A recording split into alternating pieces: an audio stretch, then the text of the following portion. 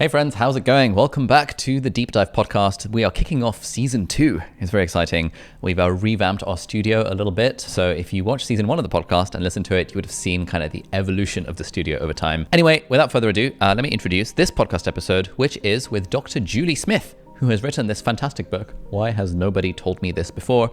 Julie is a clinical psychologist who has over 3 million followers on TikTok and various other social media platforms. And she shares tips about maximizing our mental health and understanding our minds and our brains and how psychology works and that cool stuff like that helps us live healthier, happier, more productive lives. And in the conversation, we talk a little bit about her success as a creator. How did she go from this kind of having a very normal healthcare type job of being a clinical psychologist to then randomly deciding, you know what, let me start posting videos on TikTok. We talked about kind of the feelings behind there, the cringe response, and like how she got over the fear, and how through that decision that she made about 2 years ago now, she has managed to inspire millions of people and educate people about their mental health in a really cool way. And we also talk about some of the concepts that she talks about in the book, like things like motivation and fear and grief and self-doubt and all these other psychological issues that plague us on a daily basis. And then towards the end of the podcast, we also talk about the idea of living a meaningful life. And that's a topic that I've been thinking a lot about, and I know Julie's thought about it a lot. And we talk about some of the psychological research that's gone into this idea of living a meaningful life. So yeah, hopefully you'll enjoy the conversation as much as I did. Let's go for it. All right, so Julie, welcome to the podcast. How are you doing? Thanks for having me. I'm really excited to be here, actually. Yeah, it should be interesting. So you're a clinical psychologist. Yeah. What is a clinical psychologist? Like, what do you do? Sure. So a clinical psychologist works in, we can work in sort of brain injury and things like that, but I worked in mental health. So I was providing assessments and psychological therapies to, in all different kinds of services. So I worked in a service that was purely for Ministry of Defence for a while, doing sort of trauma work and things with veterans. I worked in inpatient and sort of intensive care wards or in crisis teams in the community. So lots of different sort of mental health services offering, either very intense support or longer psychological therapies. Okay. And so what sort of problems were you seeing on a daily basis? In the NHS, the sort of more severe and enduring end of those problems, all sorts of mental health problems. But once I started a small private practice. It was just by myself. And that was more people who were sort of functioning on a day-to-day basis, working, that sort of thing, but struggling with maybe grief or burnout or all those sorts of things that happen more day to day. Okay. So what's the difference between that and like what a therapist does, or is it the same thing? So it's a difference in training. So okay. Somebody might become a therapist after being maybe a mental health nurse, and then they might train in certain therapies, for example, or do a counselling course. Yeah. Whereas with clinical psychology, you start off doing a psychology degree, and then you work in mental health for a few years and get your experience, do some research, that kind of thing, and then you train and you do your doctorate. So then it's purely in psychological therapies and assessment and those sorts of things. Oh. So it's a training difference, really. So you have to have a PhD to be a clinical psychologist? Yeah. Damn. Yeah. Okay. Yeah. So you spend a few too many years studying and doing, which you're used to, right? But so you can train in sort of 1 or 2 therapies or as a counsellor from any profession. Okay. But it's sort of purely psychological therapies. So is it?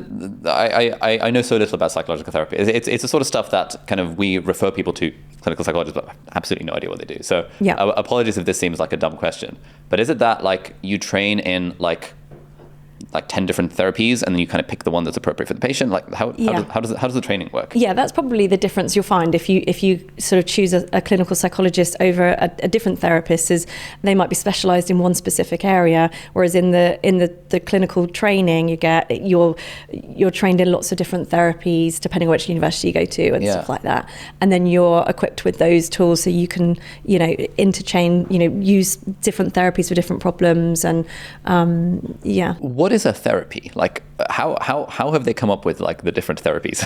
So they've all come from different areas of research, and there'll be, sort of your behavioral era where, it was all about sort of learning theory, and then you've got sort of other areas of research that looked at the impact of, your thought processes, and some other bits of research combined those together and created this thing called CBT that everyone sort of has heard about.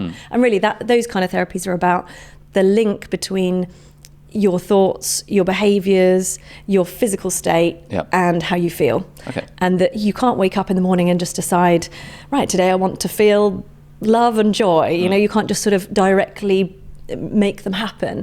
But we know that what you feel is so heavily influenced by those other aspects of your experience. So the focus of your attention, what you're doing or not doing, your physical state, those sorts of things. So we can use those to then influence how you feel on a day-to-day basis. So that's the sort of one therapy. And there are others that are based on research around, you know, early life attachment and then adult attachment or relationships and those sorts of things. So, you know, they all have sort of branched out to different areas of research and can be used for different problems. But often people come along with a whole collection of problems. You know, it's not sort of one specific thing. Probably similar in medicine, isn't it? Where people come with a whole collection of things going on and they all need sort of tackling with different tools. So, So you have like this arsenal of tools and you sort of pick the appropriate one, and because you've got enough of a grounding in like the main ones, you can sort of carve your own path through that's going to help the patient or the client or whatever you call it. How scientific is therapy? Well, everything, you know, through my doctorate, everything that we learnt or used had to be evidence-based. Okay. So, you know, we were learnt to kind of scrutinise the research and justify everything that we were doing based on, you know, research that had been done, or when we were doing our own research and things like that. So, yeah, I mean, I think there is, maybe it's the sort of well-being industry that has maybe sort of muddied the waters for people a little bit, where there's this then lack of trust because people aren't really sure, like you say, what is the difference between a psychologist or a counsellor or another therapist, or, you know, there is this sort of people don't necessarily know because they're not told what the difference is and who to trust or what qualifications to look for and those sorts of things. So there's a real issue there that perhaps could help people, you know, when they're looking for help. Because I often get people asking me those questions, you know, I've got this problem, or my son or daughter has these problems. Where do we go? Who do we look for? What sort of therapy are we looking for? So I signed up to the School of Life's therapy program like a few months ago, just for the bands. Like, and I mentioned this to my mum. So my mum's a psychiatrist, and she was like, "There's no such thing as therapy just for the bands. Like, what are you doing?" As she was like, "Well, you know, when you go for therapy, you have a specific problem that you want a solution to, and then you want to find out what techniques the therapist is using, what form of therapy is it? Are they using this or this or that?" And I was like, "Look, man, I don't know. My boy Alain de Botton says that everyone should get therapy, and so I'm just going to try it and see what happens." Where do you stand on the spectrum of like therapies for specific targeted problems versus everyone can benefit from therapy? Well, you know, yeah, there is an argument for, you know, a problem with a specific, you know, targeted set of tools and all that kind of thing. But actually, there's also a lot to be said for building self-awareness and self-reflection. And when we don't do a lot of that and we don't build up those skills to look back on things, reflect on things, learn from experiences and use them as we move forward, then we're missing a lot of opportunity for development and growth and sort of self-awareness. So, you know, often people go to therapy when they don't feel there's any other choice. You know, they just, they get to a sort of rock bottom or, you know, hit an end point and think, well, I need to work this out now. But it's much harder to dig yourself out of a huge hole than, you know, crawl out of a ditch, isn't it? So it's a sort of, you know, I think go for it. Okay, interesting. Yeah, because my view of this was always that like even if I have nothing wrong like right now that I don't know of, at least let's just get a little like vibe check, kind of like, I don't know, prevention rather than cure. Yeah, you can only benefit from anything you learn from it. And how are you finding it so far? Is it? So I did like 3 or 4 sessions, and in each of those, she was like, "Okay, so what are we talking about today?" I was like, "Well, you know, there's things on my mind." We kind of talked about it, and after about 3 or 4 sessions, I found that like for the subsequent 1 or 2, I was really scraping the bottom of the barrel to figure out what to talk about. And so we ended up stopping the sessions because she was like, "Well, maybe, you know, you had these things and we've solved them, and so there's no need to keep it going." So I'm not really sure. Does that vibe with your experience? Yeah, I mean, it's interesting, isn't it? Sometimes when you're sort of not sure what to talk about, you often think you're sort of looking for a problem. There has to be a problem you're talking about, rather than any form of introspection at all, or you know, sort of learning about an experience or anything like that. So it's just interesting, isn't it, to be able to, and nice that you can go back to it, knowing that you don't need to feel that you're really stuck with a problem before you just look at something and learn from it. Yeah. Yeah, I kind of saw it a bit like, so we got a bunch of business coaches that are helping with like the operations and stuff for the business, and I just rock up once a week and they're like, all right, so what's on your mind? Well, we've been having kind of this issue with like a team member, blah, blah, blah. And then just sort of talking through it with someone is just like enormously helpful. And so therapy kind of felt like a business coach, but for life. Yeah. Lots of us go through life with a bit of a love-hate relationship with STEM subjects. In theory, the idea of learning how the world works in science, and learning how to build websites with computer science is really awesome. But when you're plodding your way through formulas in a science class or trying to understand code, it can be a bit dry and boring.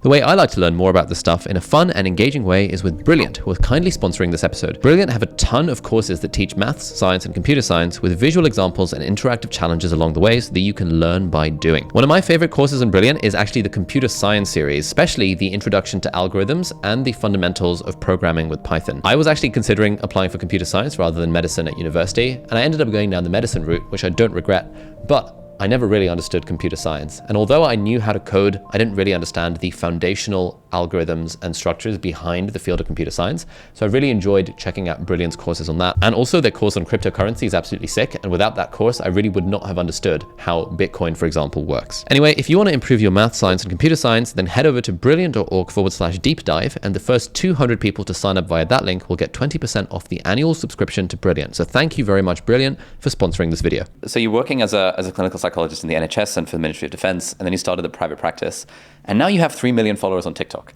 Like, how did we get from private practice as a clinical psychologist to 3 million followers on TikTok? What was the story? Sure. So I once I had 3 children, I realised I couldn't do it all well. I was doing part-time NHS, part-time private, and I just couldn't manage it all. So I thought I could, see a few sort of private clients during school hours and manage it really nicely around the children. So I sort of moved into that private work. And then during that time, I had all these people coming along.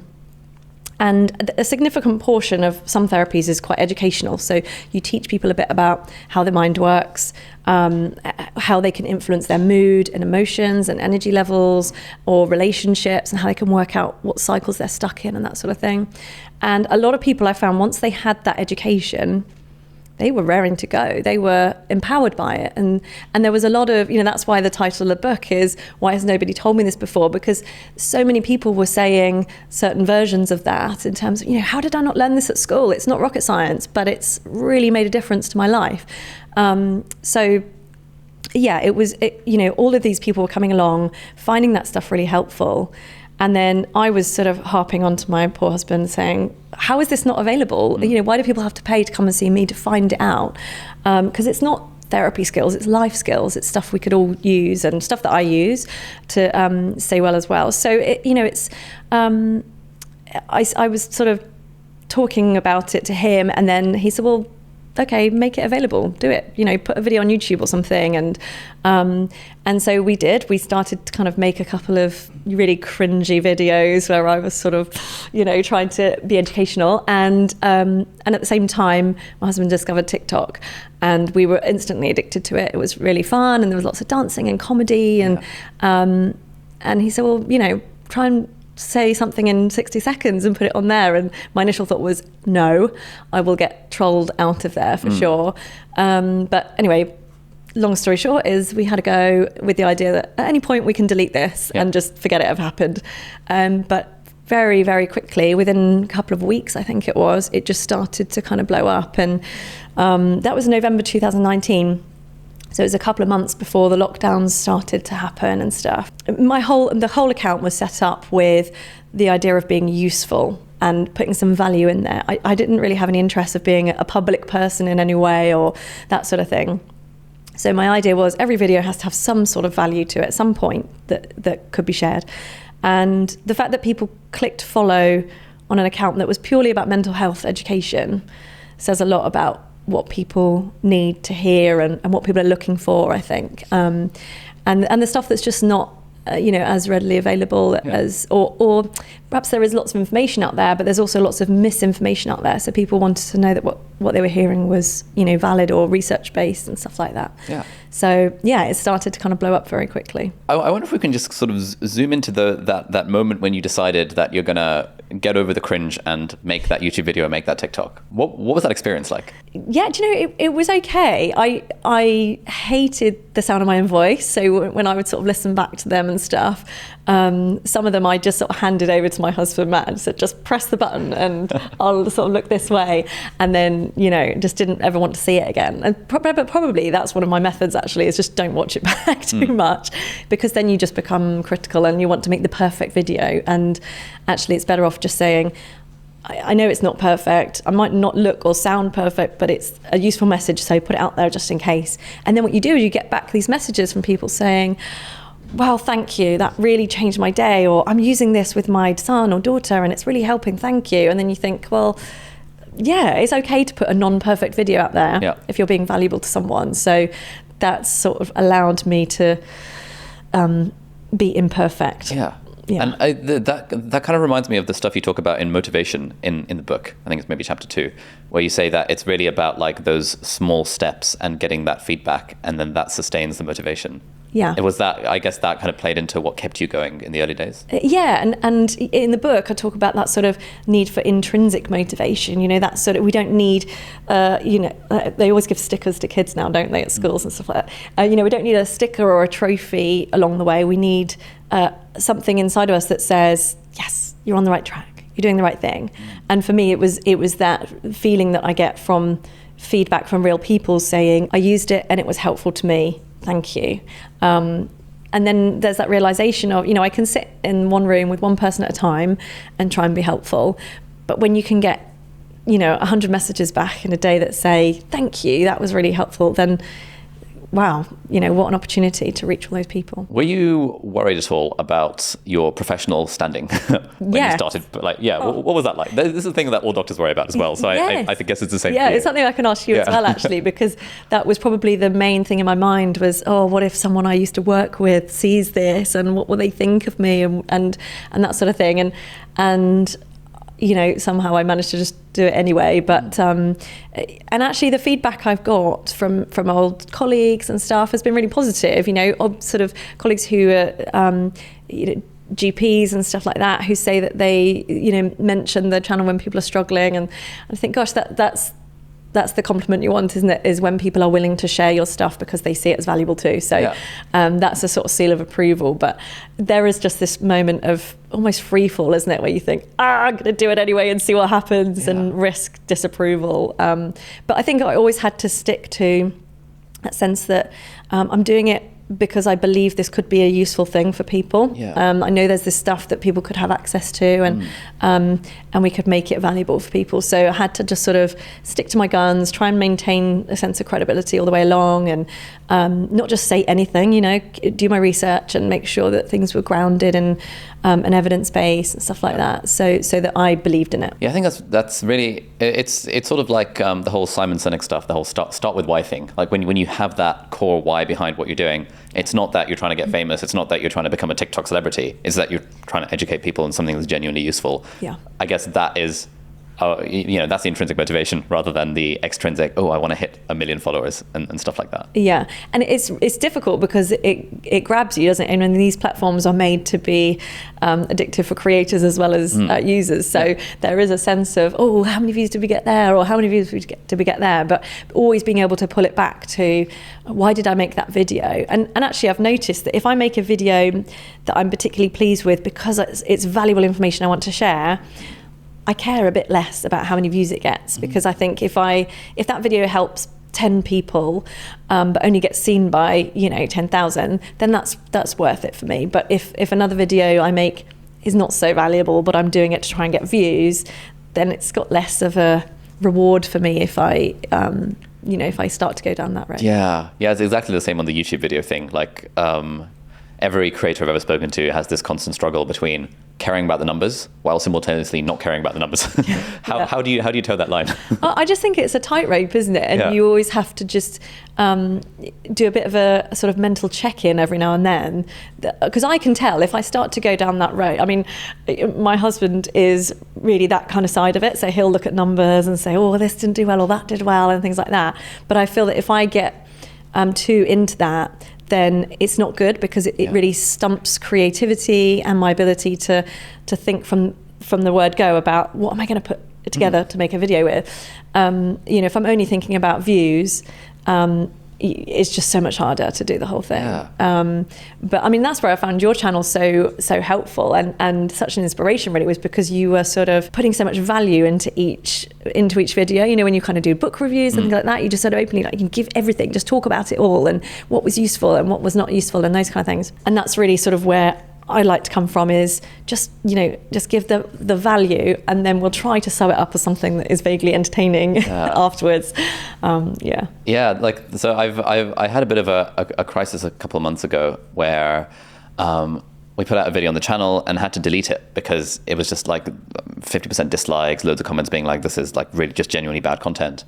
And it kind of led me on this sort of journey of introspection, of realizing that I'd gone too far in the direction of, I preach consistency and like, hey, one video a week for many, many years.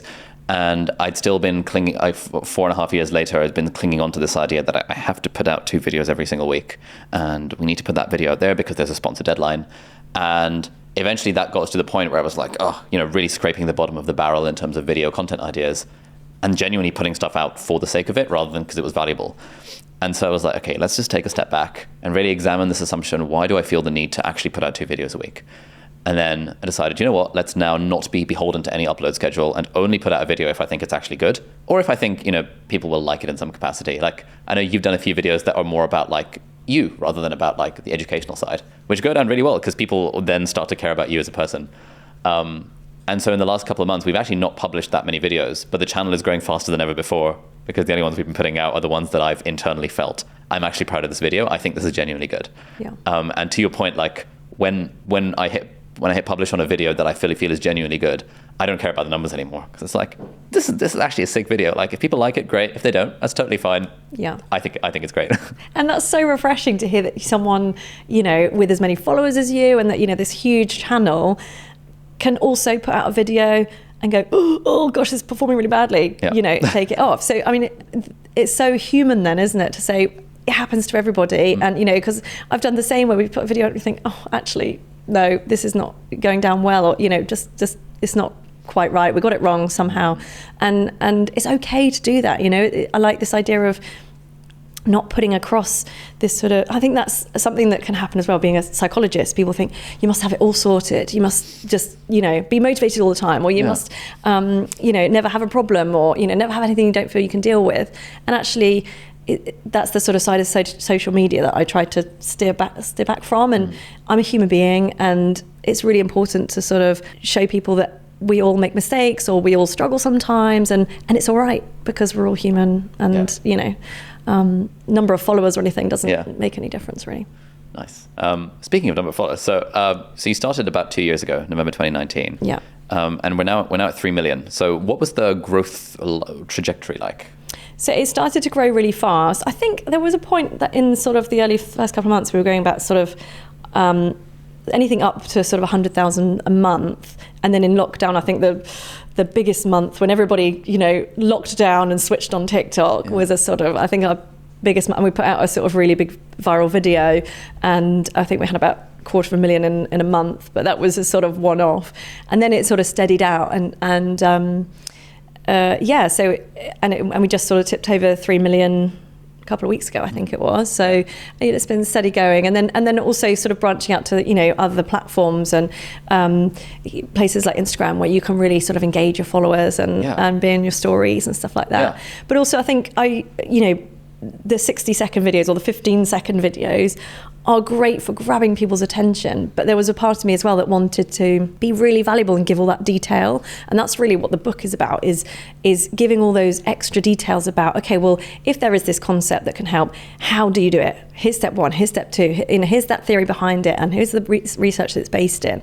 So that's really where the book came in, about giving all of that detail so that people could go to it as a resource, and structured in terms of problems as well, you don't, especially when you're struggling, you don't want to read a book cover to cover. You want to be able to go to the bit you find helpful or the problem you're dealing with and work it out straight away. So I tried to sort of structure it like that as well. So it's just a real resource for people. Yeah. No, I really like that approach to it. Like, I looked at the table of contents and I went straight to meaningful life, because I was like, ooh, this is currently the problem. Where it's like motivation. We like sorted that years ago. Let's just go on to the meaningful life stuff. Towards the end of the book, you've got a whole section called on a meaningful life. People have been trying to answer this question for like millennia. So what's the kind of psychology, research, scientific take on how do we live a meaningful life? Sure. So a lot of the stuff from that section is taken from, I really like using acceptance and commitment therapy, ACT, which has a whole sort of part of that therapy is around understanding your own values and what gives you meaning and purpose in life.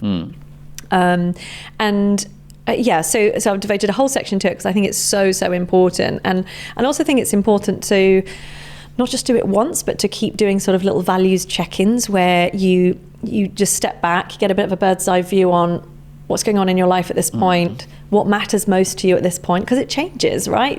What was important to you at 21 might not be the same things that are important to you at 31. So your values change as you go along, but the way that we set it out in therapy is that a value is like a path that you follow your whole life. There is no end to it, but you value that path, so you want to stay close to it as much as you can. Okay. So a goal is something once you've done it, you've done it, it's finished. So your goal might be to do a marathon, but your value might be to stay fit and healthy. And so the marathon becomes one of many possible goals along the way, but your value is to continue to be fit and healthy along the way. So that's the path. Yeah, is fit and health, fitness and health. Yeah. And then there can be lots of hurdles and lots of goals along the way. But at times life steers you away from those. So, life happens and maybe your job is very intense, or you have children or whatever it is, and it might steer you away from that path. And so that's why I think it's so important to do these regular sort of values check-ins where you go, oh, I'm not feeling quite right. And actually lots of people come to therapy with that sort of sense of, I'm not really sure what the problem is. I'm feeling a bit lost, or a bit, life feels a bit meaningless at the moment. And often that's because people have lost touch with what's most important to them, or life has steered them away from things that matter to them. And so just getting clarity on what does matter to me, what is the most important thing or things in my life at the moment, and what kind of person do I want to be in those areas of my life, which then allows you to set goals based on the life that you want to have, or the person that you want to be. How do you go about figuring out your values? So there are lots of kind of little exercises you can do. Sometimes you can literally just grab a piece of paper, separate it into little boxes, and you might have boxes for family life, or lifelong learning, or health, or creativity. So you can kind of fill those boxes with the different aspects of your life, and then in each box kind of ask yourself, what kind of person do I want to be in this area of my life? So maybe it's family relationships. What kind of son do I want to be to my mum? What kind of, or my dad, and what kind of relationship do I want to have? What do I want to represent to those people? How would that show up in terms of behavior and action, daily behavior? And then you just kind of fill it with words or bullet points, and that gives you this picture of what life would be like if you were living in line with all of those values. And sometimes they pull on each other, so sometimes they conflict. You might have this real idea of being a successful entrepreneur, but actually that sucks all of your time, and you also want to be a family guy, and you want to spend time with your kids, or and so often there's this idea, this balancing act where, okay, life has pulled me in one direction and I want to pull it back this way. So it's not about setting goals and doing them perfectly. It's about always just tipping the balance. You know, I haven't been working out for a while because I've been so focused on work. So I know I'm just going to come back in this direction a little bit more and balance things out. So it's really just getting clarity.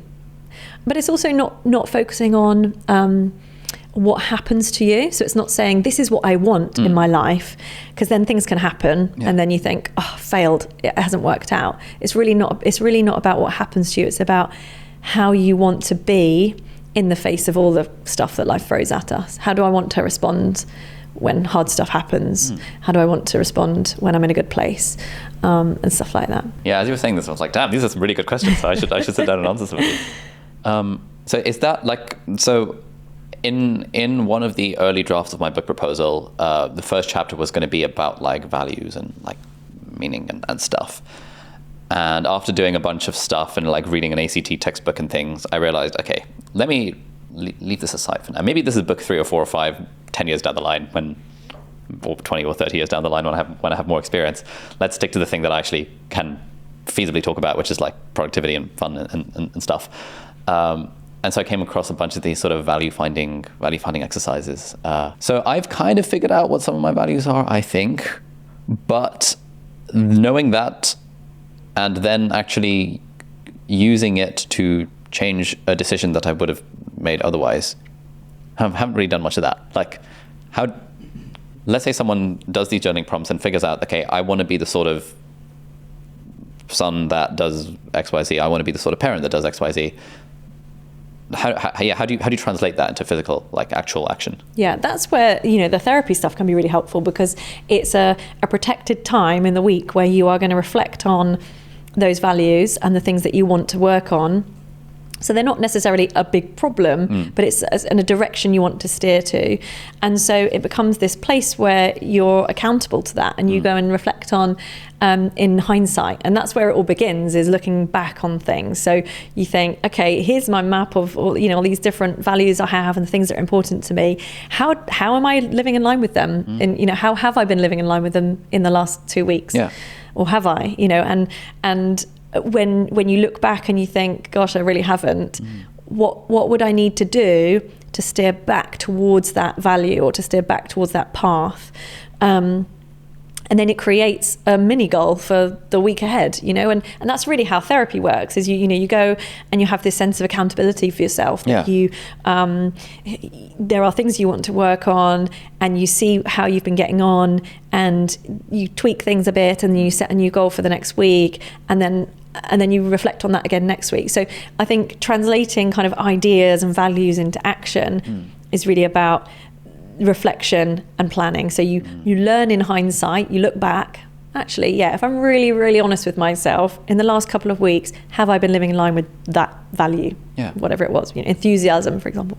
And then, you know, if the answer is not really, you create a set of, you know, specific actions that I will do this week to move closer to that. And then the next week you reflect on, well, how was that? Did it move me closer? Does that feel enough? Do I need to do more? Do I need to step back? And those sorts of things. So it's just always balancing and tweaking, and never ever doing it perfectly, because that's really not the aim.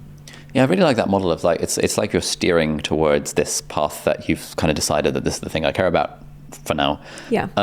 Do values change much as we grow older? Oh, hugely, I think. Yeah. I mean, for me, I you know, when I was, I don't know, 19 or 20, I never even envisioned myself as being a parent. I was really focused on my studies and learning and traveling and doing all those things. But now that's without a doubt the most important thing in my life. So, you know, it's only a decade away. It's only, you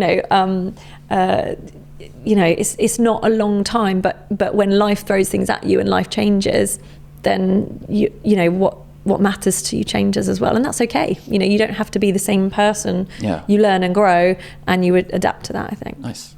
So coming back to the overall question of like meaningful life, it sounds like figuring out your values is like a pretty reasonable first step on the path of like, hey, I know. I mean, we all basically know that we want to live a meaningful life, but I think very few of us actually keep that in mind.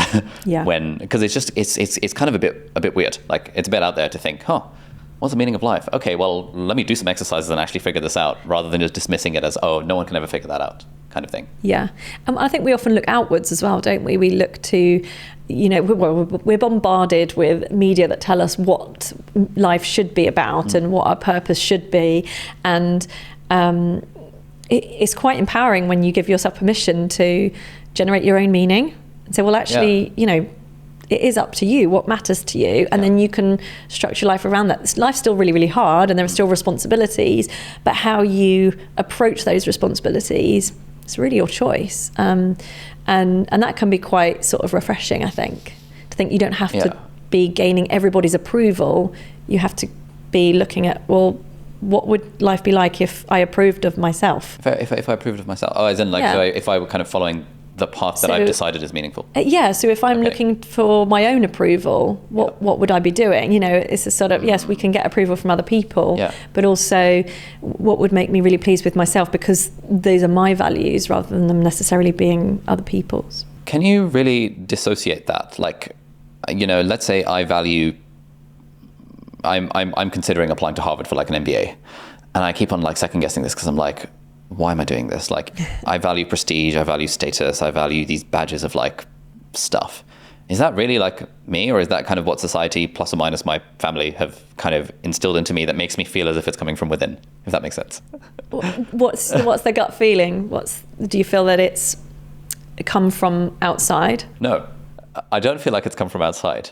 But I also didn't come out of the womb thinking I want to get a degree from Cambridge and Harvard. So there is some level of like, it wasn't a genetic decision. There is some level of like socialization that goes into this sort of stuff. Yeah. And I guess I wonder to what extent the fact that I know that probably a large chunk of my identity is socialized to some degree, does that still make me me, or does it make me a product of the society I've been brought up in? And then how do I like find my true meaning if, it's society that's told me that a Harvard and Cambridge degree is like a good thing?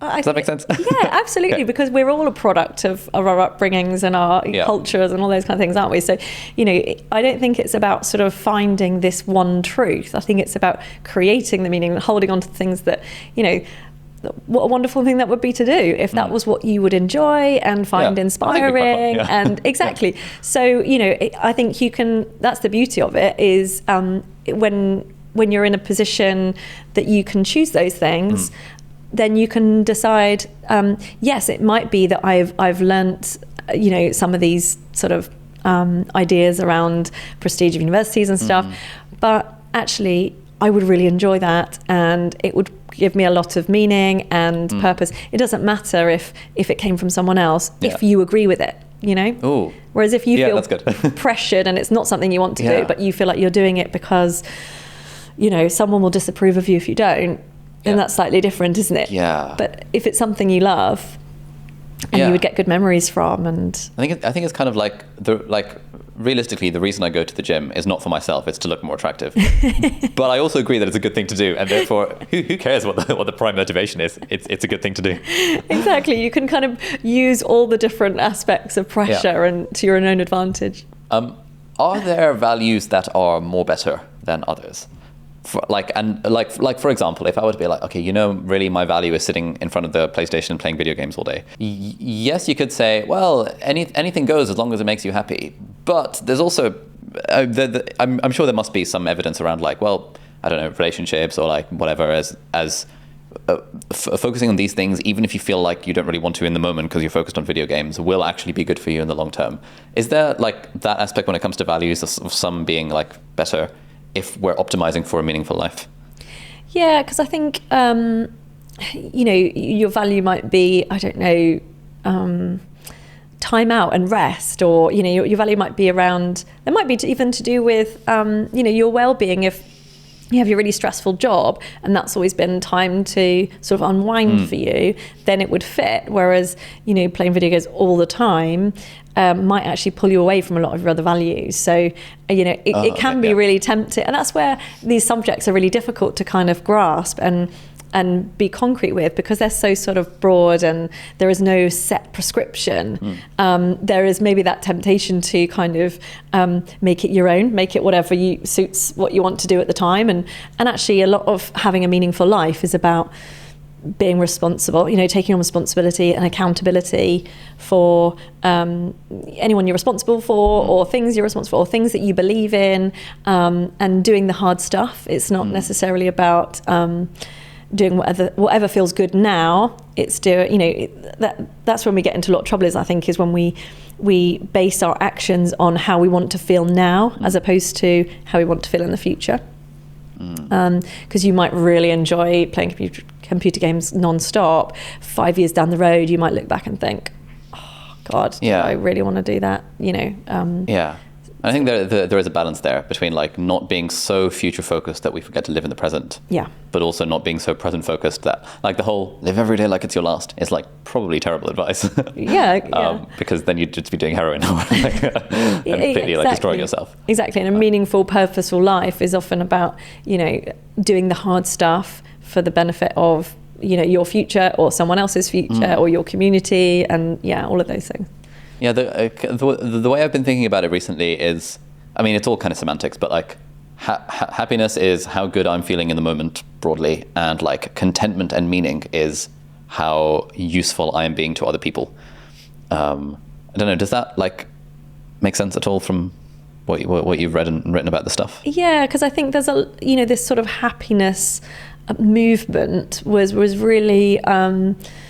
It's a tricky one, isn't it? Because it's a feeling like any other that comes and goes, and we can't depend on it. But I think when so much was sort of written about happiness as this thing that we all needed to sort of grab and hold on to, it gave us the impression that happiness is our default mode, and that anything out of that could be a mental health problem. Oh, right. And so that this idea that everyone has bad days, right? Everyone has days when they don't feel happy, they feel something else. And that's normal, and that's human, and that's okay.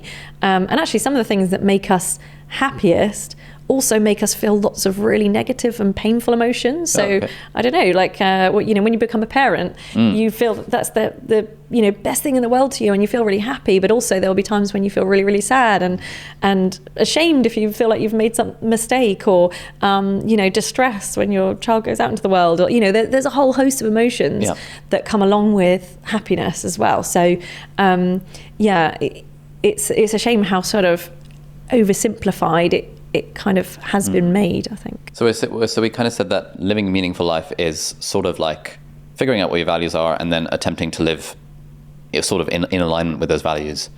Are there any other kind of elements that add into the recipe, the thing of a meaningful life beyond the value stuff? Yeah, I think it's keeping in touch with those values, isn't it, on a regular basis, so that you don't find yourself adrift and wondering what on earth is the meaning, if any, or when because I think life starts to feel a bit meaningless, doesn't it, if we don't really have clarity on why we're doing what we're doing and all of those things. So I guess it's sort of keeping in touch with those values and trying to be around people whose values connect in some way. I think you can suddenly feel very alone if you find yourself in a situation where your values clearly do not cross over with the people that you're around. So there's, you can't really talk about a meaningful life without talking about relationships as well, and how to manage relationships. Okay. There's a section in the book or there's a chapter in the book on relationships within the meaningful life, because you can't really separate the two. We're social beings, so relationships are our meaning, really. What can we do to kind of live more in alignment with that? Because at least speaking for me, I know intellectually that relationships are the most important thing in life, and yet if I think about like all the podcasts I listen to, 98 of them are about business and 2 of them are about health and relationships. And if I think about how I spend my time, like 16 hours a day is spent here doing like the YouTube stuff, and like 1 or 2 hours is spent hanging out with friends. Like if that makes sense. I know intellectually that actually relationships are important, and yet I didn't call my mum this morning. Like, yeah, and that in itself is just interesting, isn't it? Yeah. When we look, because I think there's perhaps a tendency to, when we look at that, to then be self-critical and think, oh, I'm not getting it right, or I need to do it, and actually it has to come with that sort of reflection, has to come with some compassion that we are set up in a world that that dictates that we go to work for a certain number of hours a day, and that, you know, certain days a week, and all these kind of things, and we are wrapped up in that. But what an amazing privilege to be able to sort of get a bird's eye view on it, look at it and say, I'd like it to be a bit different. Is it possible with my life situation at the moment to make it any different, or to tip the balance? And the reality is, for a lot of people, they have to be at work for a certain number of hours a day, or they, you know, all those kind of things, and life is really tough. But when we get into a position where we have choices, how empowering to be able to use them and to say, do you know what, you know, I'm Ali Abdaal now, I can take a Friday afternoon off and go out, and that would be great, you know. But the pressure that is a cultural pressure, I think, isn't it, to, you know, this sort of burnout badge of honor type thing, that I work, and, you know, earn more, be more, buy more, all of that kind of stuff, that inevitably leads to, you know, lots of people queuing up outside the therapy room door. Yeah, that's a question I sometimes ask myself, like, what is the point of all of this more? Kind of moving to London, getting this ridiculously expensive studio, building a team to freaking 17 people now. It all feels, I sometimes look back and I think, how the hell do we get here? But then at the same time I think, okay, but this like genuinely feels fun. Like if I think of how I'd want to spend the next 12 months of my life, I could kind of do whatever. I could like travel the world and stuff, but it genuinely does feel more fun to be like, actually, I just want to come into the studio every day and just hang out with the team and like make cool videos. And maybe that preference will change further down the line. Yeah. But right now, that's the thing that feels the most fun. And so let's just give it a go and see what happens. Yeah, absolutely. And it's giving you, you know, opportunities and great experiences, and you're meeting different people. And so if you value those things at that point, and it feels that it's giving you joy and some meaning and some purpose, and then why not? You know, it's okay to say, this doesn't have to be forever. Yeah. I can do this while it feels meaningful. Yeah. And then it's okay at some point if my values or meaning change. You know, it's kind of taking each chapter for what it is. Yeah, I really like that. Like most decisions are, I mean, other than like marriage and kids and stuff, are kind of temporary. Like, you know, this is a 1-year lease on this building, so it's a 1-year experiment, and then we'll see what happens. It kind of takes the pressure off it a little bit. That the way that the thing that we're doing now is not the thing that we actually have to do forever. It's just the thing that we're doing for now. And we're just checking with ourselves. And I find that, you know, over the last couple of weeks, I've been finding that something doesn't feel quite right. And I look at my calendar, I'm like, well, it's full of all of these meetings and stuff. And really, I want to carve out more time for writing. All right, cool. I just can't do that. So no more meetings before 12 p.m. All right, team, sort the rest out. And now I have writing time in the morning, and it's great. I just feel it feels nice to kind of give myself the permission to do that. Because I was operating before on a just default mode, just not realizing that I can sort of carve the life that I think I want, and experiment with that for a couple of weeks and see what happens and correct course. I sort of thought I had to sort of get it perfect from day one, but it's nice to have the freedom to just like explore. Yeah, because there is that pressure, isn't there, to sort of have it all sorted and appear to have it all sorted, which then holds us back from learning and changing direction. A bit like, you know, even in sort of medicine or in psychology, if at any point it doesn't feel safe to make a mistake or anything, then you become sort of almost defensive in your practice, don't you? And you kind of think it's not okay to learn from experience and do something differently next time. I have to show that I've got it all sorted. So I think there is a lot of that in our sort of society, isn't there, that stops people from just making a small change and giving themselves permission to do that because it would make them happier. As you're growing on TikTok and Instagram and kind of dabbling with YouTube, where did the book come into things? Like, what was the story behind how the book came to be? It was in my mind that I wanted to give more details and more, you know, how-tos to make it as useful as it could be for people.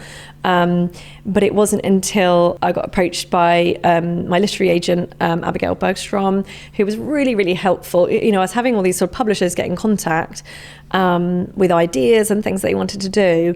But she really helped by saying, write the book that you want to write. So, you know, put together a proposal for the thing that you want to do, and then we'll take it from there and you know, send that out to people. So, and then signed a deal with Penguin, which was just really, really exciting.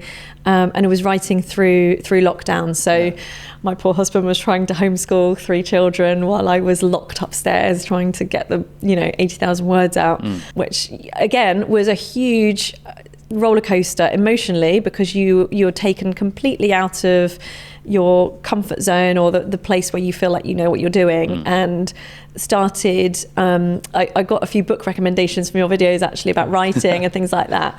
And you know, I just started reading a lot about writing, thinking, oh my gosh, I know the psychology, but how do I put it across in the right way? And so that was a real experience, was how do I write, you know, that I've got this deal because I've got this audience. How do I make it really, really good, so that people can be engaged by it and stuff? How did you find your literary agent? Really, really helpful. How did you find her? Oh, how did I find her? So I was approached by Gleam Futures, who are a management company. So I work with them, and they sort of help me with the different brand deals and events and things that I'll join. And she was the head of their in-house publishing. She's now sort of branched out on her own, I think.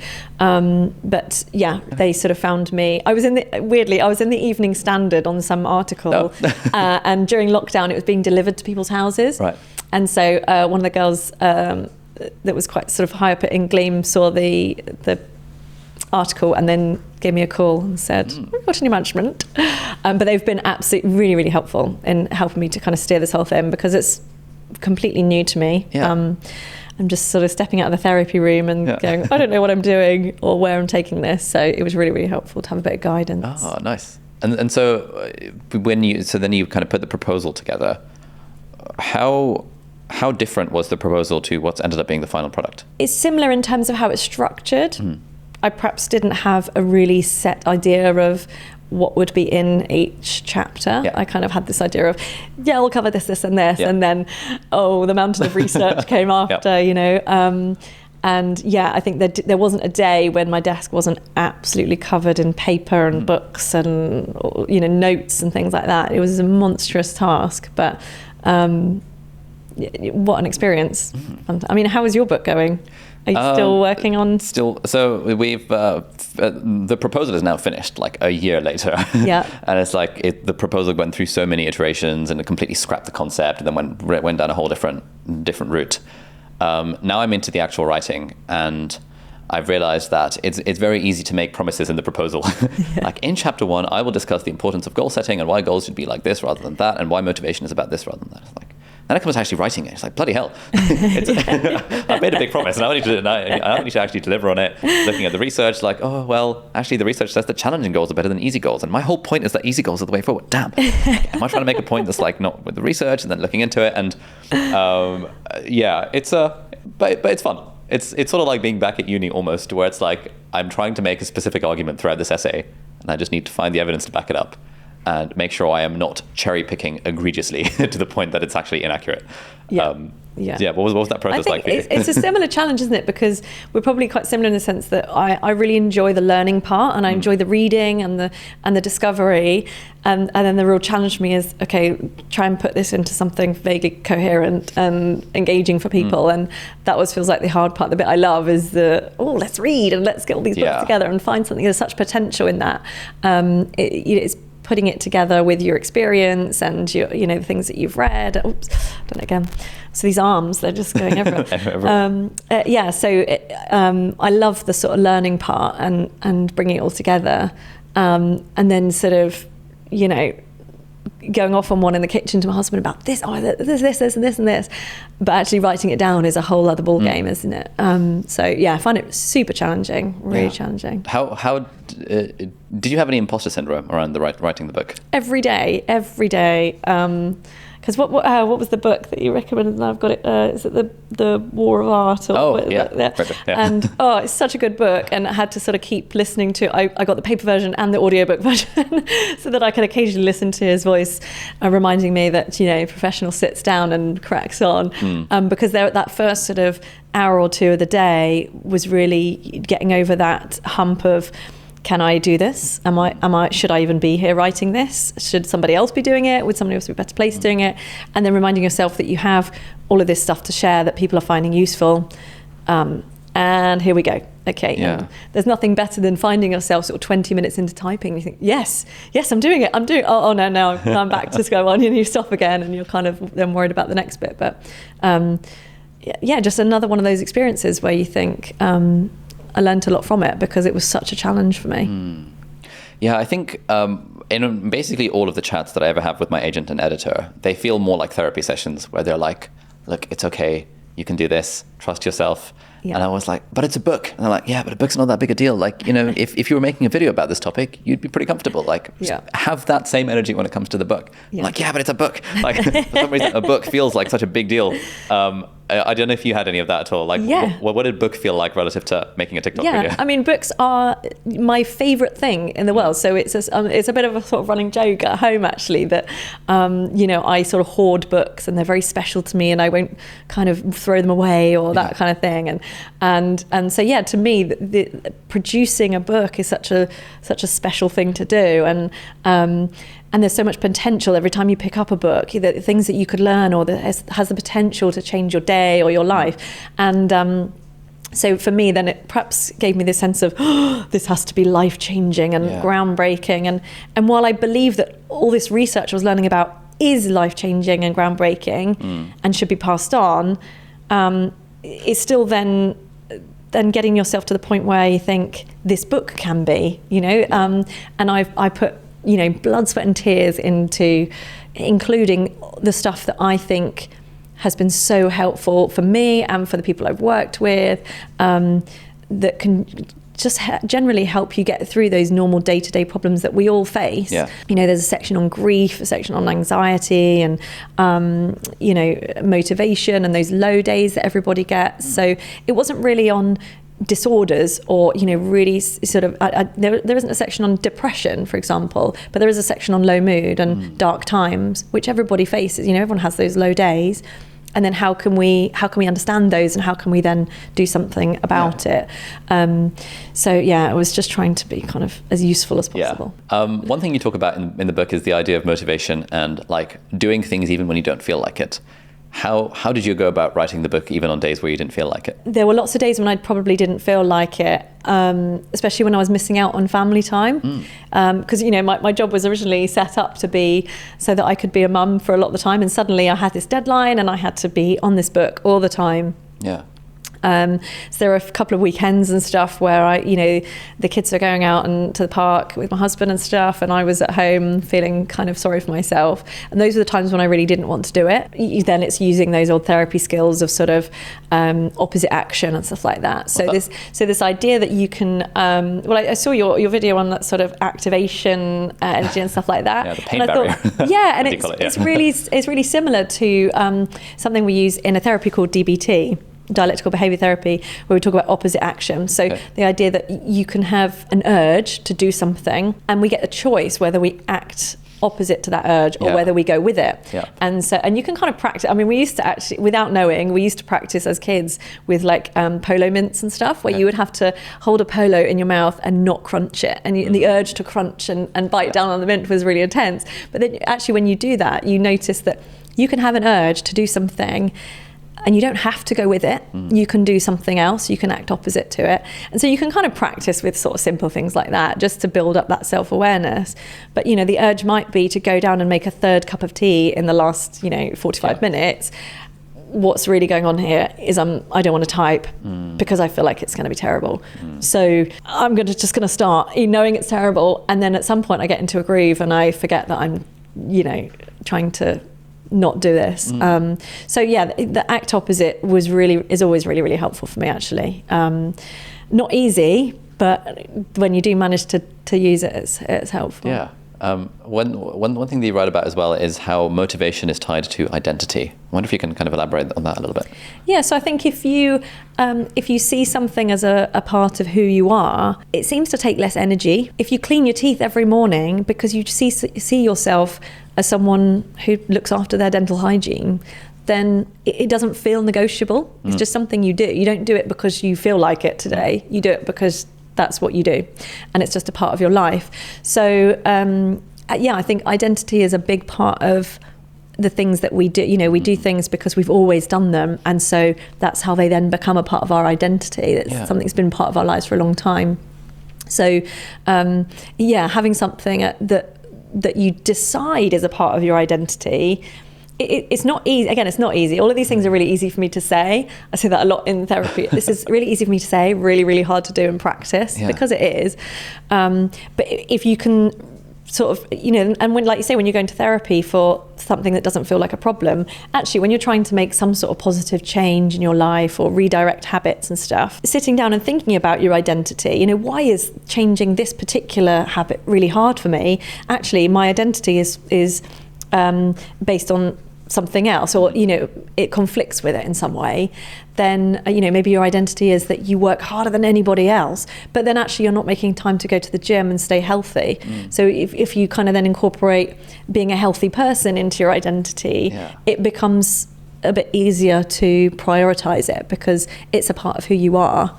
And you get to realize that you can do both. Yeah, that's a really good point. I think that when I first read Atomic Habits, and he talks a lot about kind of ultimately habit change is like a thing, but really we're trying to go for identity change. And I started thinking of myself as I'm a person who is healthy. And then it became easier to make certain decisions around going for one food versus another. And it's still not perfect. Like this morning I was meant to have a personal trainer session, but I kind of got out of bed a bit late. I was doing an interview until late night. I was like, I don't really feel like it. So I was like, do I cancel or do I not? And I ended up cancelling the session because I was like, it's fine, it's all good. But I think also when it comes to identity, one thing that I've found is that, like, for people who are interested in like getting things done and productivity and like self-improvement and all that stuff, there is kind of a sort of super identity in a way that sits above the specific identities, which is sort of like I'm a person that gets things done. I'm a productive person. I'm a sort of whatever. That means that kind of anything underneath that, which is basically everything else in life, becomes easier to do. Whereas I find with people who have told themselves that they are a procrastinator, I'm just so unproductive, I could never do that, it becomes so hard to then do all of the other things like health and wealth and like caring about relationships, like all of the other stuff around what makes a good life is harder to do if you have an identity of someone who does not have their shit together, proverbially. I don't know if that's something that you found at all. Yeah, absolutely. You can have set sort of core beliefs about yourself from that came from maybe early in childhood, and they've just persisted, and they can really, we don't think about them all the time, so we're not always even aware of them. In therapy we'll spend sometimes a fair amount of time sort of trying to work out what those core beliefs are for someone, and really sort of trying to get right down to it.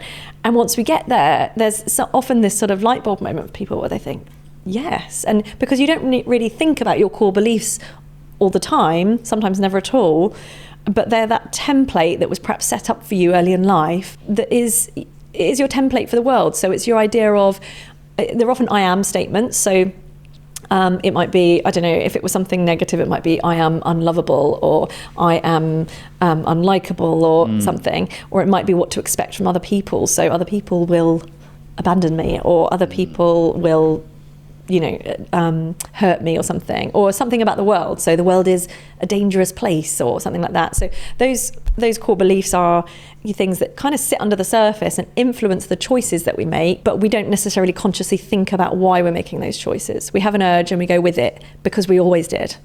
So yeah, that's sort of all of that identity stuff. It's a big part of what happens in therapy, but we can do that kind of thing in a self-help approach. So with journaling and things like that, you can really reflect on some of your own choices, or the cycles that you seem to get stuck in and you're not really sure how to break it. Getting it down on paper. Something we do in therapy a lot is getting a bird's eye view. We literally draw maps of behavior patterns, and then you look down at it and you go, oh, that's how I can break it. There's the exit. Okay, now I know what I need to do, which can be really helpful. So there's a lot of that in the book, where there's a lot of things like journal prompts that are just questions for you to sit down and go, okay, let's answer these in 10 minutes, and maybe you might have that moment when you go, okay. Yeah, I think journaling prompts are such an underrated technique, because I've come across a lot of journal prompts, and as I was reading through the book, I was like, oh, these prompts are really good, and then I didn't do anything with them. But I know if I just sat with any one of them for 10 minutes and actually just answered it, I'd get so much clarity on stuff in my life. And it just feels like, and any time I've done that in the past, I've always felt like, damn, I'm really glad I did this. I really should do this more often. Yeah. And that's where doing this sort of, the therapy thing, even though there's not a specific problem that you're really trying to fix, sometimes it can be that sort of introspection and learning about yourself in the way that you might with journaling, where you just have someone to answer or ask those questions, but then also reflect back on what they're hearing and things like that. A therapist can be a mirror, essentially, where they reflect back to you what they're hearing from you. And sometimes that can be quite surprising, what you realise you're sort of giving out. Yeah, when I mentioned this therapy thing to my mum, she was like, and I kind of said that, it's kind of nice, even don't have a specific problem. She was like, yeah, but why can't you just talk to your friends about that kind of stuff? I was like, yeah, that's a good point. I probably could. But there's something about speaking to a stranger about stuff that feels a bit different to speaking to a friend. Yeah, and sometimes in a friendship, it's obviously a two-way thing, isn't there? So you often kind of talk for a while, and then you feel that you need to be there for the friend, and so it goes back and forth. And sometimes if you have something you really want to sort of deep dive on or really want to work out, sometimes you do want that completely private, protected time where you can just focus on that without feeling guilty that you're perhaps taking up your friend's time or something like that. So and you can get a trained perspective, whereas friends can be a great support, but sometimes they might try and solve it for us or make us feel better in the moment. And sometimes if you're really trying to work something out, you don't need to feel better in the moment. You need to sit with it and keep going so that you can kind of work through it. Yeah, it strikes me that therapists are often very good at asking questions. What are like the top 3 techniques that a therapist would use to kind of go deeper on a topic with someone? So they'll ask sort of very open questions. The yes or no answers are not what you want in therapy. So they'll ask very open questions that require more than a yes or no answer to get someone talking.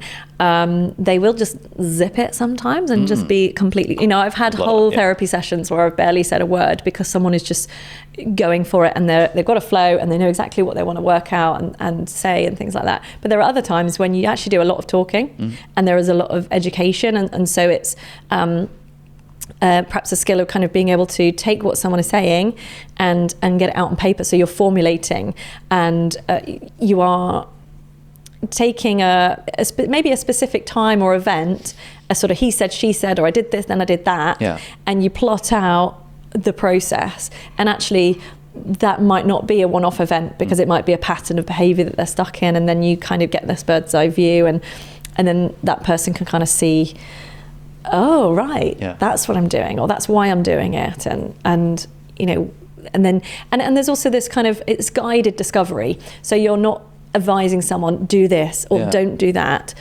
You guide and help them to come to a point where they discover it for themselves, and then they work out what they want to do based on their values or the life they want to create. One sort of pattern I've noticed is that Americans who write books are much more open with being prescriptive than Brits who write books. Every British author I've ever spoken to feels a bit of a cringe about like giving advice, whereas the Americans seem to be like full on confident about it. I guess given that your book is a self-help book, how did you feel about like giving advice? Yeah, it's hard, isn't it, as well, because like you say, a lot of therapy isn't about giving advice. It's about saying, here's what the research says. How might you use that, and then helping that sort of, being guided discovery. And that's why there are so many journal prompts in there and activities and exercises that people can work through, because it's individual. You can give a sort of blanket piece of advice and it won't work for everyone. And it's interesting because we often talk a lot at home about these, sort of wellness influencers and stuff. So that say, you must get up at 5 a.m. and you must meditate for an hour, then work out, and then, have a decent, special breakfast or whatever. And you think, but it really doesn't work for everybody. There are people with children, or there are people that shift work, and there are people that just have lots of responsibilities and stuff. And so often when you give a blanket statement advice, there are lots of people then that can't find it as helpful because it just isn't what their life looks like. You have what I thought was a pretty hot take in the book, which is that this whole thing of don't care what other people think is not necessarily like good advice. Yeah. What's the theory there? Yeah, because we are social beings, aren't we? And however much you tell someone not to care what other people think, they are built to care, because and if you didn't, you wouldn't be a very social person, right? You know, if I was in here and not caring what anybody else thought of me, I could be really antisocial and destroy relationships that I could have otherwise made, and then I'm not going to fare very well if I'm not able to maintain relationships. And so there are opinions that matter. Some matter more than others, and I think it's all about that, is working out whose opinions do I value, and how can I then manage the discomfort if those people whose opinions I value disapprove of me or criticize me in some way. And then there's a whole set of skills around, you know, managing criticism and things like that, and recognizing that it comes from some, you know, another person, and it's personal to them. Do you get any hate on the internet? Is that something that you've got? Oh, I feel like I need to touch wood now, because so far so good. I mean, it's not been. You get the odd weird comment that feels sort of strange, but not a huge amount. Not anything that has caused me to think I don't want to do this. And I don't really know why. Maybe it's luck. Maybe it's also because it's quite a niche subject that people are coming in sort of hitting follow because they want that kind of information. So yeah, it's been a really lovely kind of community actually, and even people that kind of get into the comments support each other and come up with different bits of advice for each other and help and stuff, which is really, really nice. But it does make you vulnerable, doesn't it, putting content out there? And I you know, hats off to anyone who has the courage to make some form of content and put it out into the world, because it's not easy. It makes you feel vulnerable and anxious, and it doesn't feel safe to do it sometimes, you know. Yeah. Were you ever concerned about what your friends and family would think when you started being a TikToker? Oh, hugely. So I think I probably had about 100,000 followers on TikTok before I even told my family or anyone that I was doing. And I don't think I even told them. I think my husband told them at Christmas one year that we were doing this thing. And I hated telling anyone I knew. I didn't want to, you know, tell other professionals that I knew because of the sort of professional judgment side. But actually there's loads of therapists and psychologists now that are all online and doing something similar, which is great. And, you know, my family kind of get it a bit more now, whereas it's a really difficult thing to explain at the beginning, isn't it? So I'm putting these videos on the internet. Yeah. What? But now that it's a thing, it's a bit easier to kind of explain. How about you? Did you find it difficult to kind of share what you were doing with family or colleagues and stuff in the early days? Yeah, so when I first started, it was like doing vlogs of my medical school elective. And so I would post a link in our family WhatsApp group. But I didn't post anything on Facebook where all my friends were, until like kind of 30 videos in. And I was like, oh, hey guys, you know, I did a thing. I made these videos about my elective. Check it out if you want. As a very kind of, and then I did not post anything at all on Facebook from that point onwards, because I was like, you know what? A, I still feel a bit cringe about this. And B, this is not like, my friends on Facebook are not the people I'm targeting with this content. And to this day, whenever someone says that, oh, I actually watched your video, I always feel like, oh, hello. Because I just don't, the sort of people I'm talking to are not the people that are like my friends or people older than me. It's very much people younger than me, kind of myself when like 5 years ago, that kind of stuff. So it always feels flattering when people actually find stuff helpful.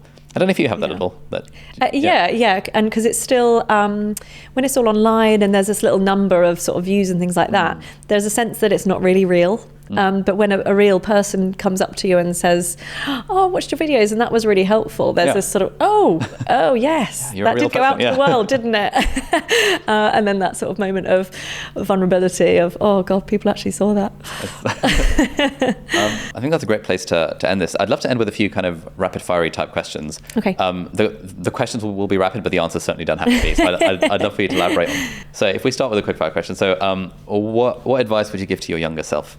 Just keep doing everything you normally do, because yes, I made mistakes along the way and I did things that I would do differently now, but they got me to where I am now. So I think there's a recognition at this point in my life that you have to make your mistakes along the way. You have to, because you then learn from them and they make you who you are. And I think you learn about how strong you can be by going through really tough times. Nice. So, I think it would be just keep going. It turns out all right. Next question. Who would you say has had the biggest influence on your career? Part of me wants to say my parents, because I was the first person in my family to go to university, and they didn't have huge amounts of money, so they worked really, really hard to give me that opportunity so that I could go. But I guess since that time, since sort of qualifying and being a psychologist, probably my husband, actually, because he sort of said, well, why don't you try private practice, and why don't you try and make a YouTube video, and why don't you try to go on TikTok, and all of those things. So actually, where I probably would have kept myself contained and done a single thing, he's always gone, go on, try that, and here we are. Nice. What is one tip for someone looking for success? I would say it depends what success you're looking for. Oh, because the idea of success is different for different people. And nice. And I suppose that comes back to sort of living in alignment with your values. Yeah. I would say, maybe then the tip is, work out what success means to you, and then start doing research on how to live in line with that. What does the first and last hour of your day look like? Oh gosh. So the first hour of the day is getting everybody, myself and 3 small children, out of the house in time for school, which starts at 8:30. So lots of rushing around, grabbing cereal bowls, getting people dressed, brushing everyone's teeth, and all that, just this constant go in the morning. So no time for those sort of idyllic, yoga sessions or meditation and all that. 5 a.m. meditation.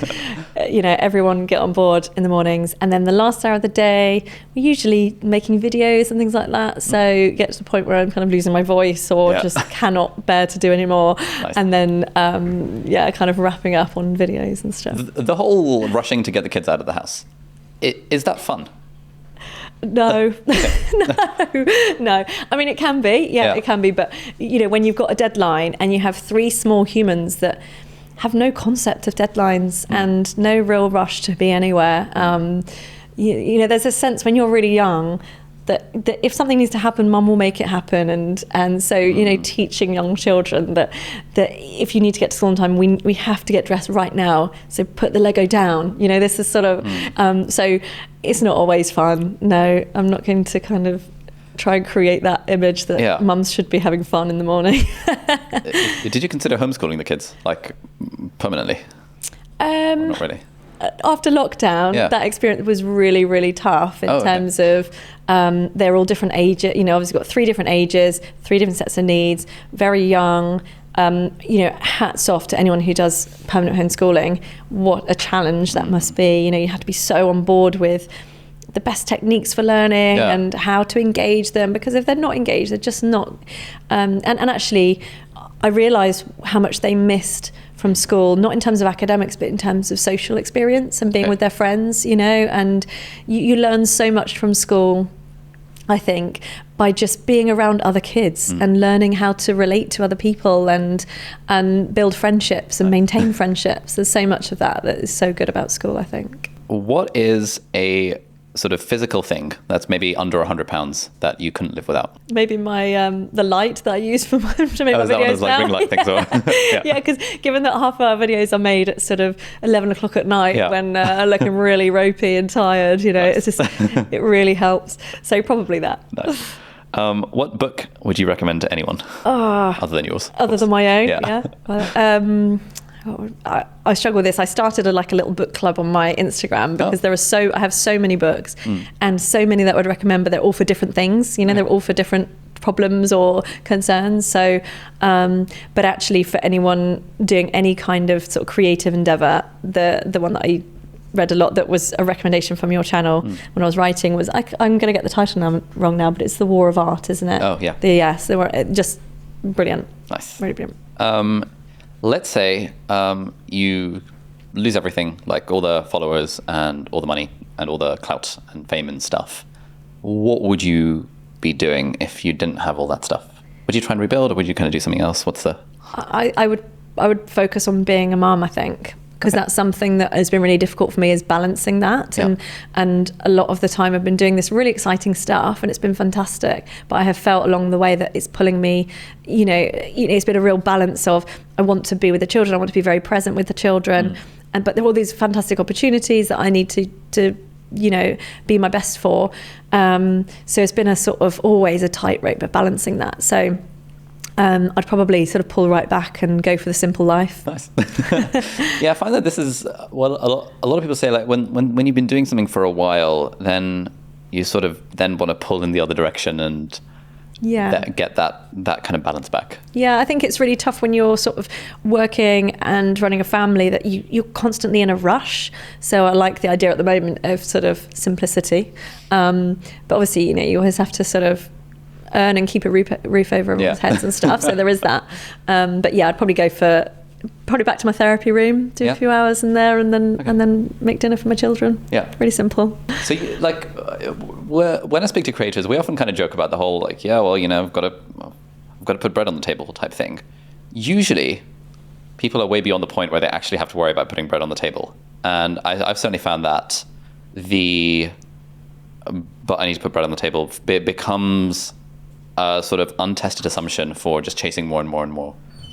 Do you think about that at all? Like, I do, yeah. At what point is enough kind of thing? Yeah, when is it enough? Yeah. And you certainly, because it's been a massive life change for me as well, that, I've always been doing all the values stuff in the book, thinking about, what are mine, and am I in line with that? Because a lot of the time I've felt like it's pulling me away from my values, because I structured my career so that I could be really present as a mum, and every time it pulls me, I think, oh no, I want to be here, or I want to be there. But that's a great opportunity. And it's always a balancing act, isn't it? And I think it's always about checking in and seeing if I want to pull back in this direction. At the moment, I'm taking a day back to take my youngest son to swimming lessons and things, and take him to little clubs that I did with my other children.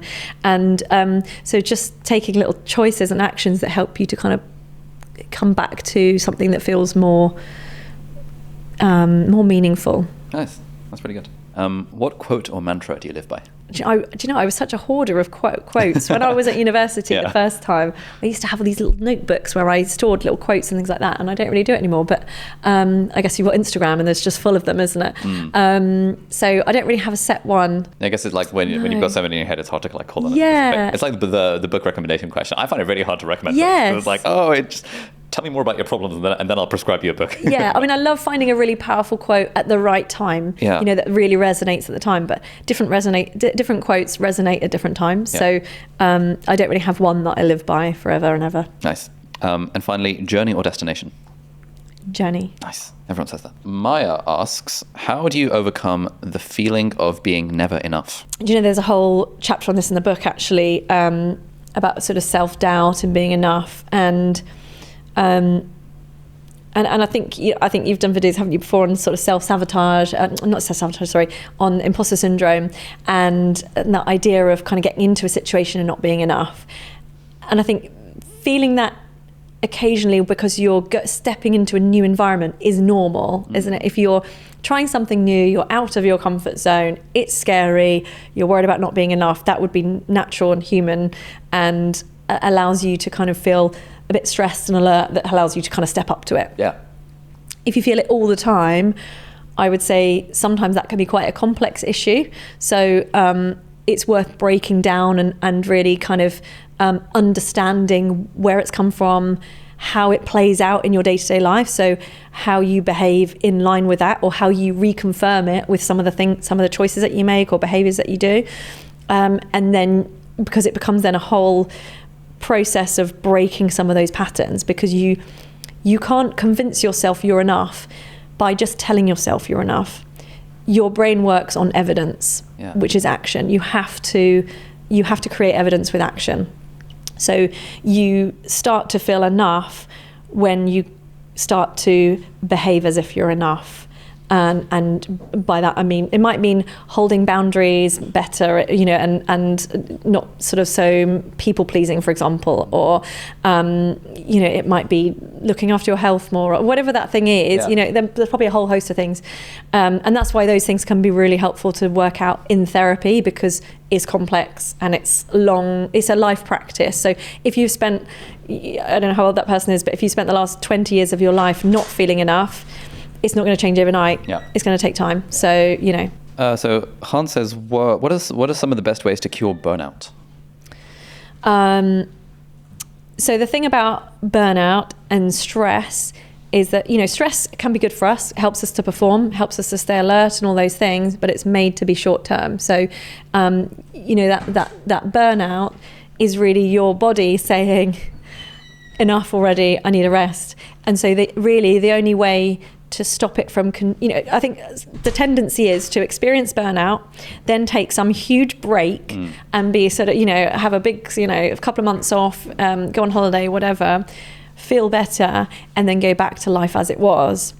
And then you're going to have the same thing again. So I think it has to be consistent replenishment. If you're putting stress on your body and your mind, it needs to get something back for that. It needs replenishment. So, you have to structure your life in a way that gives you enough rest to replenish. Otherwise, burnout will happen at some point. Yeah, I really like that. Like, I think a lot of people decide, I'm going to go on a holiday for 2 weeks and then I'll be cured, but then they go straight back into that pattern. And Yeah. And there, again, a lot of it is that pressure, isn't it? To constantly be productive or constantly be doing something or earning something or that kind of thing. And I mean, how do you manage it with, this stuff could go on forever, right? You could spend 24 hours a day here. How do you replenish? I usually like to leave here by 6, or at least not have anything in the evening, so that I can hang out with friends. And I know that for me, what I need to do is schedule stuff in that I feel bad breaking a commitment to. So for example, if it's a dinner with friends, like today I've got someone coming over to my place for dinner at 9 p.m. So at least I have to be done by 9 p.m. And that's a commitment that I have to take. I'm also trying to figure out, can I take kickboxing lessons or join a kickboxing club that starts at 6 p.m. on a weekday to force me to leave here at 6 p.m. on a weekday. Because I think one of the issues with all of this stuff is just so much fun. And when you're having fun, it's so easy to just keep on doing it because it still feels fun and doesn't feel like work. Yeah. But I've been realizing recently that taking a step back from that and actually thinking, you know what, the videos are still going to be there tomorrow. Nothing in this business is life and death. No one cares if a video is delayed or if we don't put out a newsletter or whatever. And actually being okay to take the foot off the gas in terms of consistency. That's been really helpful in sort of feeling better about all of this stuff. Yeah. It's that trusting that it won't all disappear if you take a day off. Or trusting that it's all good. The channel's growing even when we don't post out videos. So let's just stop posting videos. So do you take days off? Do you have weekends off or anything? I don't think of them as days off. Because there's always stuff going on. Yeah. It's really nice. When I came back from Pakistan a few days ago, it was a Sunday afternoon and I had nothing to do for the rest of the day. That was so nice. I cleaned the house, did the laundry, cleaned the bathroom for the first time in a month. It's little stuff like that. And then I invited a friend over for a takeaway. So I want to have more of those kind of lazy afternoons. But then I always think that, and then an opportunity will arise. Someone will email me who's some angel investor investing in the creator economy. Oh, that's kind of cool. Let's hang out. And then all of a sudden, the social calendar is now booked up again. So it's a balancing act. Yeah. It's a good problem to have. Yeah. I guess it's kind of the same with you. When you have so many opportunities coming your way, it's you want to say yes to a lot of things.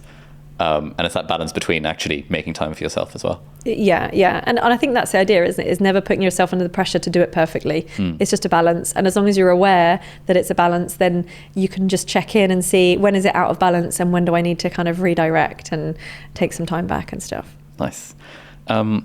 We've got a question from Twitter from Nuno Bello who says, how would someone strike a balance with welcoming feedback while also and being exposed while also trying not to be consumed by other people's opinions? It's tricky, isn't it? Because we were talking about earlier, working out whose opinions matter most to you. I mean, criticism always stings, doesn't it? If somebody, even someone you don't know in the street says something disapproving or criticizing, it's going to hurt. It's not pleasant because we're social beings, so we're made to feel that. But I think it can really help to get clarity on whose opinions matter most, and being able to recognize that you can't please everyone. Yeah. So if you've got your set of values clear, so that you know why you do what you do, and then recognizing that some people will like that, some people won't, and that's okay. Yeah. So, if you set your sort of life so that you are trying to be approved of by everybody all of the time, you're going to feel like a failure pretty quick. Yeah. Because you're human. Nice. Ooh, we've got Tintin Smith who asks, what's the psychology research behind having a defined purpose or calling or why? I'm torn between the Simon Sinek school of thought that we all should have a why and how we can all have one clear definable why. And the other side of it, which is that we're actually not evolved to have a single defined need. Would love to hear your thoughts on this. Yeah, I think coming from the sort of acceptance and commitment therapy stuff, I tend to go with, life is layered and complex, and you have different aspects of your life, and the values in those different aspects will be different. Yeah. So I think I probably tend to go for the lots of whys in lots of areas. Nice. Rather than that kind of really narrow focus, but it's different for everybody. Yeah, that's kind of the way that I approach it as well. If I think what's my number one calling in life, I'm like, I don't know. Yeah. But if I think kind of roughly what I want in each of these different domains, like the wheel of life and all this stuff, then I think, okay, I have more of an idea of potentially what a good life looks like. Yeah. Connor says, what's been your favorite experience as a result of you blowing up on TikTok? My favorite experience. This is one of them, Oh. being here, of course. Favorite experience. God, what have we done? Got to try and think now. So it's just bizarre, actually. From someone who was sat in the therapy room every day and seeing one person at a time, to go to sort of wild events and not wild events, but things all those like parties. things like. I was included in the female lead book this year, sort of recognizing different sort of females that are shaping the future, apparently. And so to go to an event like that, where there were lots of really inspiring people who are doing incredible things, was amazing. So doing this, I think it's meeting all these incredible people who have brilliant stories and they're doing really interesting stuff, and having such a reach. It's really, it is probably, meeting all the different people and stuff. Yeah. Love it. All right, Julie, thank you so much for coming on. Thanks for having me. Links to the book, which is coming out soon? January the 6th. January the 6th. And we're putting this out once the book is out, right, Amber? Cool. So it's out now. The book is now out. So that'll be linked in the video description, and we will put an image up on screen because we don't have a physical copy just yet. Yeah. And I can't wait to get it in my hands to stick it on our little bookshelf. It's gonna feature prominently in our backgrounds. Next to Elon Musk. Yep, exactly. It's gonna be great. Yeah, thank you so much for coming on. Any final messages, words of parting wisdom to share with the audience? No, just thanks so much, and yeah, what a great experience. Thank Love you. it. All right, thanks. All right, so that's it for this week's episode of Deep Dive. Thank you so much for watching or listening. All the links and resources that we mentioned in the podcast are going to be linked down in the video description or in the show notes, depending on where you're watching or listening to this. If you're listening to this on a podcast platform, then do please leave us a review on the iTunes store. It really helps other people discover the podcast. Or if you're watching this in full HD or 4K on YouTube, then you can leave a comment down below and ask any questions or any insights or any thoughts about the episode. That would be awesome. And if you enjoyed this episode, you might like to check out this episode here as well, which links in with some of the stuff that we talked about in the episode. So thanks for watching. Do hit the subscribe button if you aren't already, and I'll see you next time. Bye-bye.